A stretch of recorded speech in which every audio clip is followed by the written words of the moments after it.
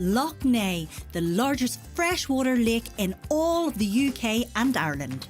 20 miles long and 9 miles wide, it's home to Europe's biggest wild eel fishery.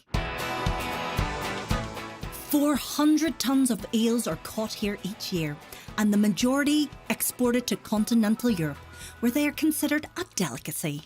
But here in the UK, many seafood lovers just don't seem to have the appetite for them. Are we missing out on something special right here on our doorstep? From May to October, eel fishers are up at the crack of dawn to cast their nets. People like husband and wife team Gary and Anne-Marie Mackerlane, who go out up to 3 times a day during the season.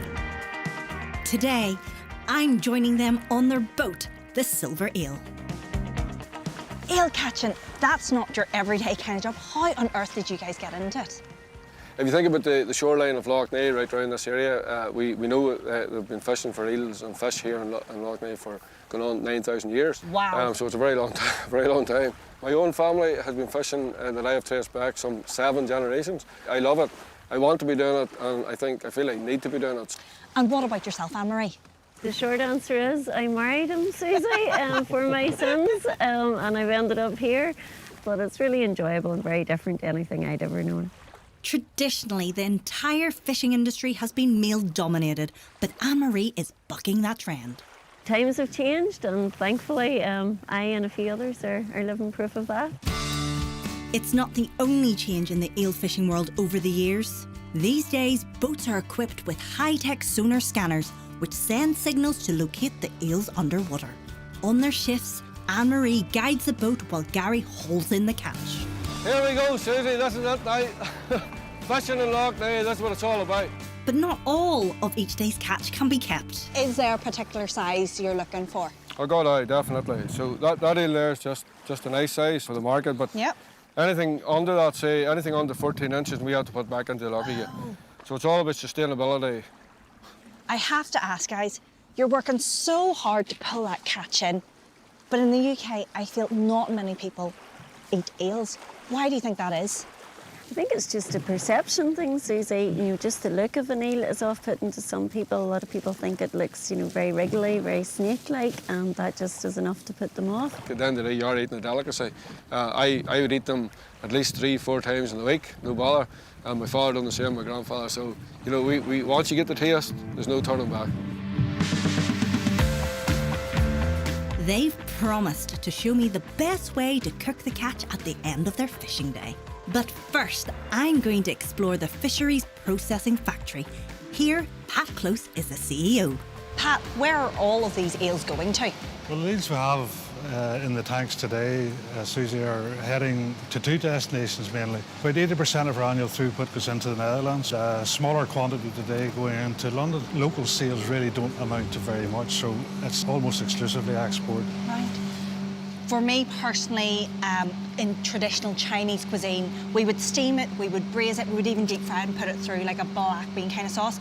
I'm guessing in these other countries, they're not using kind of cooking methods like that. Well, first of all, you're making me really, really hungry, I have to say, at this time of the day. It all sounds delicious. Because of its quality and its texture and so on, it lends itself very much to the smoking process, and it's highly sought after. This method is when the eel meat is cured with a smoking oven. Here in the factory, Paul Quinn is production manager. I wanted to get his take on why we're not eating eels in the UK. I think it's just given that it can be a change of palate, a change of taste, a change of fashion. It's just gone away. They used to eat quite a lot in the East End of London as a jelly deal. Not so much anymore, but we'll take an example. David Beckham a few years ago was seen to eat and enjoy them, and he kind of boosted the profile for a short time. So it might take a few more celebrities to do exactly the same kind of thing. Incredibly, the eels in the loch have originated 6,000 kilometres away in the Sargasso Sea and are carried here on the Gulf Stream. The entire fishing cooperative makes sure the majority return to the Sargasso to breed and continue the cycle. All of these eels are all completely wild, completely natural, so there's no farming element involved whatsoever. And then obviously to keep the sustainability, we restrict the catch to about an average of £100 per day, 5 days a week. And that season that they're allowed to fish for those eels only runs for a few months each year. with the silver ale back at the lock's edge, it's the end of another day of graft for Gary and Anne-Marie. And the pan is sizzling. We're going to cook them nice and slowly. It's a slow cook, so it'll take about half an hour. For these guys, this is the best way to cook ale.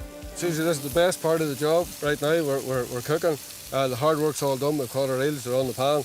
This is how it has traditionally been dished out here. So it's about keeping it as simple as you can. Really, for us, there's no substitute for the old traditional, tried and tested methods. So very often it's eaten with potato salad, beetroot salad, but in our house it's very much either wheaten bread or soda bread and a good big thick dollop of butter. Keeping it simple and straight off the pan, let's see what we're missing out on. Really good flavour. It's firm, but it's very meaty as a fish. And with simple bread and butter, this is really good.